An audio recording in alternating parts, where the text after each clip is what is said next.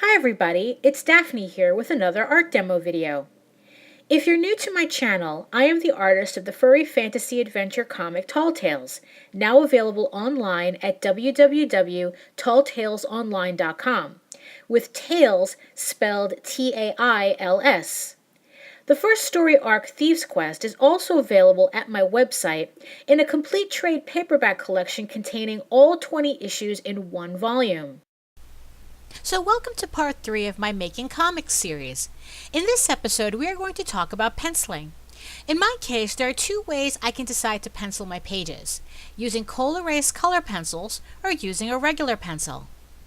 Kohl Erase pencils are made by Prismacolor and they have a range of many different colors to choose from. I bought this set off of Amazon. What makes them special is that you can erase the pencil lines they make, provided you don't press too hard using them. I first learned about these pencils from the artists at Disney World who draw souvenir animator sketches. I really liked the look of them and found that it can be used for comic book work as well. A lot of comic artists already use the non-photo blue pencil to sketch in their layouts on the page, then tightly pencil on top. This is because non-photo blue will not show up when the final pages are scanned or photocopied, but I find this color to be way too light for me to work over.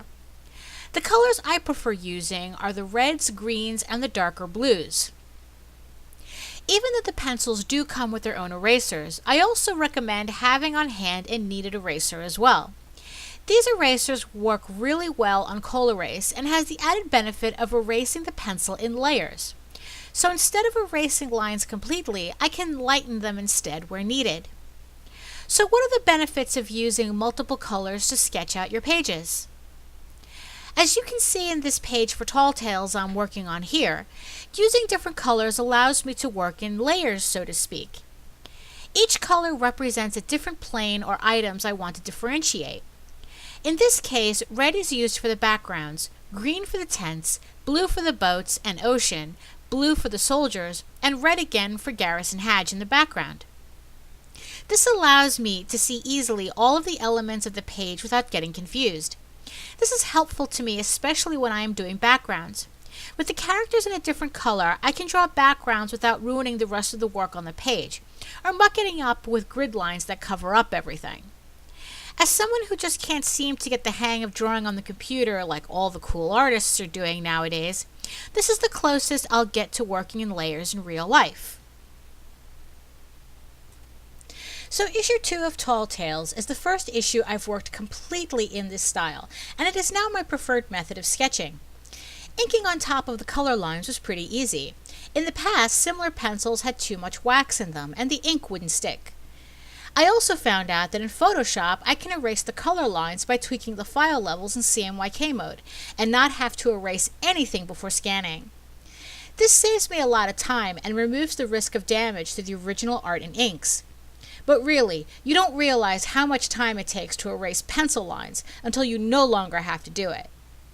And the best thing is that the Kohl Erase pencils don't smear like regular graphite pencils, so your final original art is pretty clean along with your hands.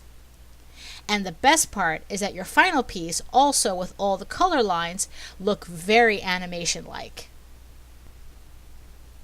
And by the way, if you're a little confused about the CMYK thing, I'll be making a separate video about how to prep pages in the computer as part of this series. And now I'm going to show you the basic way to pencil comic pages. For this, all you'll need is a standard pencil of whatever lead weight you prefer. In my case, I like to work with a 0.5 mechanical pencil, so I always have a sharp tip. And I use either HB lead or 2B lead. If you buy your mechanical pencils at, say, the school supply section of a drugstore, those pencils might need a 0.7 lead, so make sure you buy the right size lead for the pencils if applicable. For these pencils, I prefer using a white plastic eraser. You can also use the kneaded eraser for the same layered effect, if you just need to lighten your lines instead of completely erasing.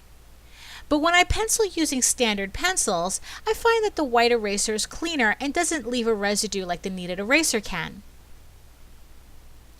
The thing with using one lead instead of colors is that you'll need to control the weight of your hand a bit more.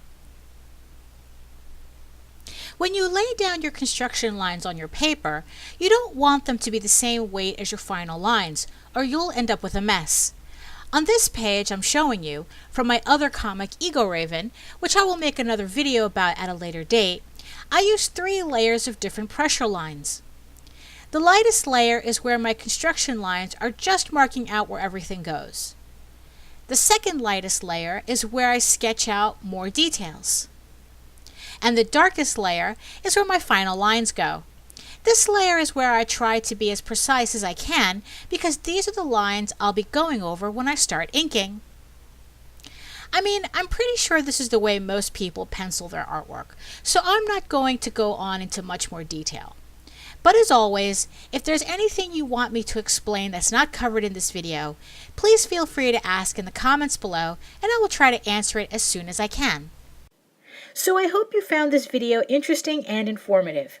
If you want to see more art demo videos like this, don't forget to click the like button and subscribe. If you have any questions or any ideas for future videos, feel free to leave a comment below. If you want more information about Tall Tales or any of my other artwork, including how to commission your own custom art from me, links are also listed down below. Thank you again for your support, and I hope to see you on the next video. Bye!